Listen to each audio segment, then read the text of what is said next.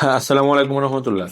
সম্মানিত দর্শক, আপনারা জানেন আমরা বিভিন্ন ধরনের বীজ দেশের বাইরে থেকে আমদানি করে আপনাদের সরবরাহ করে থাকি, যারা বাণিজ্যিকভাবে আপনার কৃষি জমিতে চাষ করার জন্য একটু উন্নত মানের এবং কোয়ালিটিফুল খুবই ভালো মিষ্টি সুমিষ্ট মিষ্টি কুমড়া চাষ করতে চান। তারা এই মিষ্টি কুমড়া বীজটা অবশ্যই দেখে রাখতে পারেন অথবা দেখতে পারেন।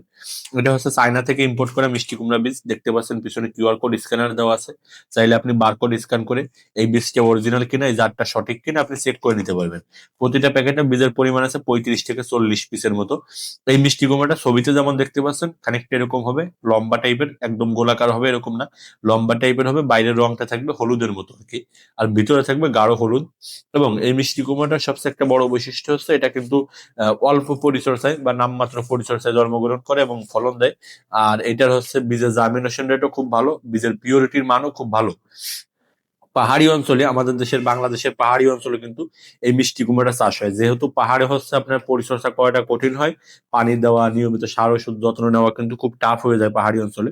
ওই অঞ্চলগুলোয় কিন্তু এই মিষ্টি কুমড়াটা চাষ হয়। এছাড়া চর অঞ্চলেও এই মিষ্টি কুমড়া চাষ হয়। আপনি আপনার বাড়ির ছাদে অথবা বাড়ির আঙিনায় এর এক প্যাকেট বীজ সংগ্রহ করে আপনি জাস্ট বীজগুলোকে বসিয়ে দিলেই গাছ হবে, এবং আপনি কিন্তু নিশ্চিন্তে নিরিবিলি ফলন পাবেন। আহ আপনার পরিবারের পুষ্টি চাহিদা পূরণ হবে। আর যদি বাণিজ্যিক ভাবে চাষ করতে চান, সেক্ষেত্রে এখান থেকে একটু বেশি পরিমাণ বীজ নিয়ে আপনি যদি চাষ করেন, সেক্ষেত্রে আশা করা যায় যে আপনার ভালো লাভবান হতে পারবেন। সম্মানিত দর্শক, মিষ্টি কুমড়া কিন্তু সাধারণত 12 মাসে চাষ করা যায়। আর আমাদের এই বীজটাও 12 মাসে মিষ্টি কুমড়া বীজ।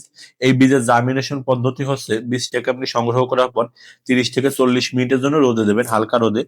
এরপরে কি করবেন, বীজটাকে রাতে ঘুমানোর আগে পানিতে ভিজিয়ে রাখবেন। সকালে উঠে সরাসরি চাইলে জমিতেও বপন করতে পারেন, অথবা যদি আপনি চান যে টিস্যুতে আগে জার্মিনেশন করে নেবেন, সেক্ষেত্রে একটা ভেজা টিস্যুর ভিতরে বীজগুলোকে দিয়ে আপনি একটা বায়ুরোধী বক্স, মানে ছোট প্লাস্টিকের যে কোনো বক্সের ভিতরে বীজ টিস্যুটাকে রেখে দিবেন। তাহলে দেখবেন 3 থেকে 4 দিনের ভিতরে কিন্তু বীজগুলো জার্মিনেশন হয়ে যাবে। যখন বীজগুলো জার্মিনেশন হয়ে যাবে, তখন আপনি নিশ্চিন্তে এই বীজটাকে জমিতে রোপণ করে দিতে পারবেন বা টবে রোপণ করে দিতে পারবেন। আর জার্মিনেশন হওয়ার সময় একটা জিনিস অবশ্যই খেয়াল রাখতে হবে, সেটি যে বীজের যে কল থাকে, মানে যেই ফোটটা বের হবে জার্মিনেশন হওয়ার সময়, ওইটা যেন বেশি বড় না হয়ে যায়। বেশি বড় হলে কি হয়, জমিতে রোপণ করার সময় এটা ভেঙে যেতে পারে বা চারাটা ক্ষতিগ্রস্ত হতে পারে। তাই এই জিনিসটা অবশ্যই লক্ষ্য রাখবেন। আর এই মিষ্টি কুমড়া কিন্তু বিশেষভাবে কোনো পরিচর্যা নেওয়া লাগে না, বিশেষ কোনো ওষুধও ব্যবহার করা লাগে না, শুধুমাত্র রোপণ করে রাখলেই হয়। তাই বাড়ির আঙিনায়, বাড়ির পতিত জমিতে বিভিন্ন জায়গায় কিন্তু আপনারা এই টাইপের মিষ্টি কুমড়া গুলো চাষ করতে পারেন। আপনারা যারা এই মিষ্টি কুমড়া বীজ সংগ্রহ করতে চান, তারা অবশ্যই স্ক্রিনে দেখুন হোয়াটসঅ্যাপ নাম্বারে যোগাযোগ করবেন। আমরা সারা বাংলাদেশে কুরিয়ার সার্ভিসের মাধ্যমে মিষ্টি কুমড়া বীজ পাঠিয়ে থাকি। সবাই ভালো থাকবেন, সুস্থ থাকবেন। আমাদের ইউটিউব চ্যানেলটি সাবস্ক্রাইব করবেন। আসসালামু আলাইকুম।